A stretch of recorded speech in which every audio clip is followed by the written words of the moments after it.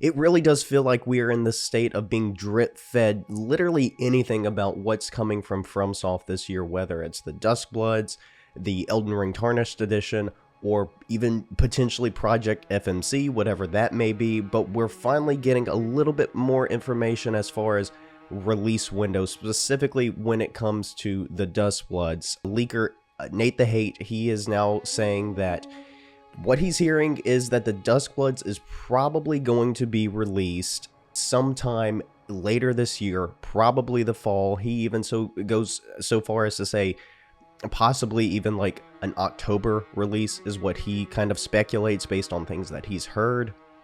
And yeah, I think this kind of makes a lot of sense. Like, we're already like well into like nearing the end of like the first quarter of this year, and we've not gotten anything substantial about when is this game coming out. When this was originally announced basically a year ago, I was thinking, okay, so we're going to announce it, here in April with the Nintendo Switch 2, and we'll get it probably March, April next year. And we're basically a year out from that, and we have nothing other than Katakawa saying that the Tarnished Edition of Elden Ring and the Duskbloods were probably that they were still planning on releasing them in 2026. So I think a lot of this makes sense. I think we could be looking at kind of a summer, like the start of the promotion cycle for this game, probably a new trailer at some point with either Nate the Hate mentions, I think potentially a direct in June, and then, maybe there's some more information showed off there, or at Summer Games Fest, things like that we could be potentially looking at to get like another trailer, maybe some more information. One would hope at some point before the release of the game that there's going to be playtest to make sure that the servers are actually ready for this game. One of my biggest concerns with this game is how will this game play online? My other concern being, what is the actual built-in performance of the game? Like, are we hitting like 60 FPS ideally? But I mean, that's just all stuff we're going to have to wait and see. But this is all, all of this starts to make sense. I would encourage you to go listen to the full podcast that he did over here on YouTube, where Nate the Hate talks about a lot of different things, from a Ocarina of Time remake, a new Star Fox game. If you're big into Nintendo, those are all really exciting things. But I went and specifically listened to his portion about the Duskbloods, and yeah, he's, again, basically saying, look, from what he's hearing, it's going to be towards the end of this year, probably fall era, even like later fall into like October, somewhere around there. Which, I mean, honestly, the vibes make sense. Like, we're seeing this very like gothic horror type thing, Halloween and all of that. Like, okay, I can get down with that. So that's where I'm looking now, and I think that makes a lot of sense based on how we basically haven't heard anything so far this year about a release window for this game. I think it makes a lot of sense.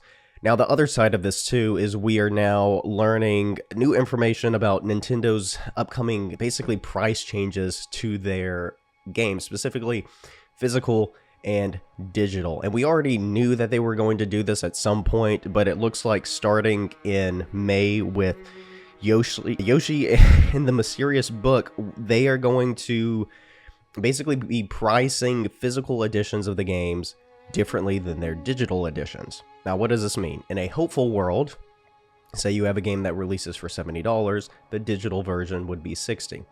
I do not expect that at all. In fact, what I do expect is for games to continue to release at $70 on digital, and more likely we are going to see physical editions releasing for $80. Now, what does this mean? As far as we know, the Duskbloods is being published, from what we understand, by Nintendo themselves. It would not shock me in the least if we see the Duskbloods on physical for $80. And if you're like me, I love collecting the FromSoft games on physical. Yeah, that's what you're going to be looking at, and probably a $70 digital release. Now, who knows? I mean, maybe we could be looking at a $60 digital, $70 physical. I really don't know what they're going to try to value this as. As far as I'm aware, we have not seen a like FromSoft title priced at the more current like $70 price range. Elden Ring released at $60. Armored Core released at $60.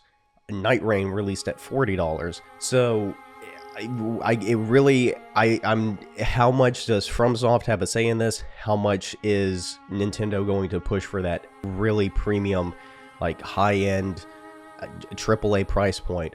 I'm not sure. I mean, I hate to say it, but do we even look at a world where it's like a Mario Kart, where the game is releasing at $80 on digital, $90 on physical? I would hope not. That seems so incredibly steep, but in the landscape that we're looking at, where now we're seeing the PlayStation coming next month going from $550 to $650 for the base PS5 with a disc drive is absolutely crazy. And seeing these price increases, I feel like I'm getting numb to it. It's like I open up Twitter every day and it's like, oh, well, there's another one.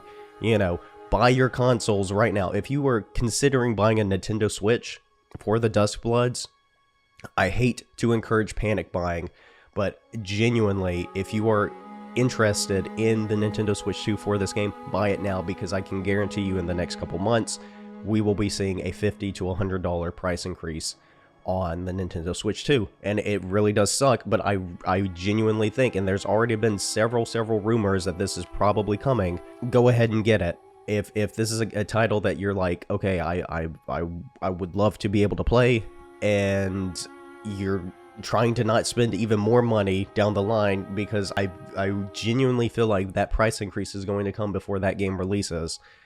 I would hope not, and maybe I'm wrong, I hope I'm wrong, but I really do feel like that is probably going to be the case. And if you can find it for $450 or $400 or whatever, I've seen a couple deals every now and then pop up, but go ahead and get the console, or even the $500 edition with Mario Kart, whatever you can find. I would, if you've got the money and you're able to, and you're on the fence, but you're leaning more towards a yes, as much as I hate to say it, probably now is the best time, if you don't want to be caught in a situation where now the Nintendo Switch 2 is $550, which is an insane thing to say, but I genuinely think that is the direction that we are going with all of these price increases. This is where we are headed, and I'm very fortunate and grateful that I've already purchased mine.